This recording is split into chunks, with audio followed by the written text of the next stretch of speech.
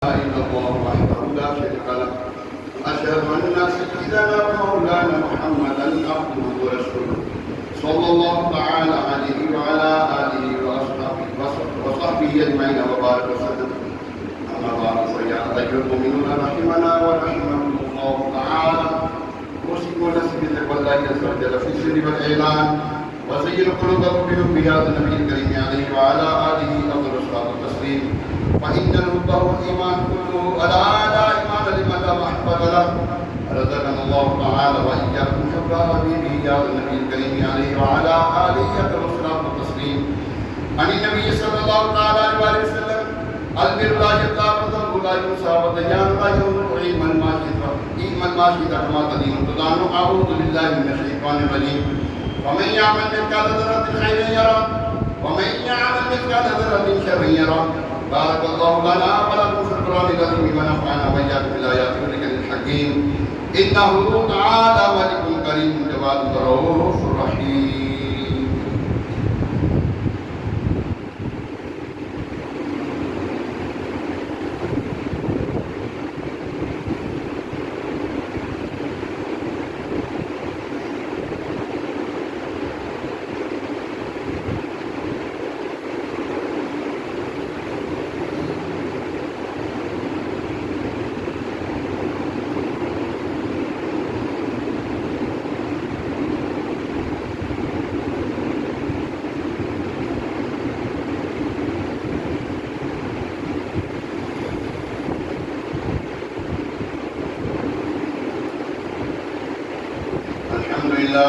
الحمد لله نحمده ونستعينه ونستغفره ونؤمن به ونتوكل عليه ونعوذ بالله من شرور انفسنا ومن سيئات اعمالنا.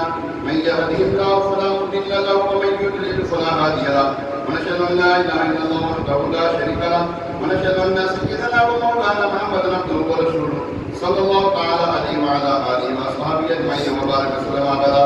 لا سيما على ولي التسليم أمير المؤمنين أبي بكر الصديق رضي الله تعالى عنه وعلى آله الأصحاب أمير المؤمنين عمر بن الخطاب رضي الله تعالى عنه وعلى جامع القرآن أمير المؤمنين عثمان بن عفان رضي الله تعالى عنه وعلى أسد الله الغالب أمير المؤمنين علي بن أبي طالب كرم الله تعالى وجهه الكريم وعلي بن الكريمين سيدنا الشهيدين أبي محمد القاسم وأبي عبد الله بن حسين رضي الله تعالى عنهما وعلى أمهما سيدة النساء الكبرى الزهراء صلوات الله تعالى وسلامه على أبي الكريم وعليها وعلى أبيها وابنها وعلى أبي الشريفين المدارين من الناس الحمزة والعباس رضي الله تعالى عنهما وعلى سائر فرائض الأنصار والمهاجرة وعلينا معهم.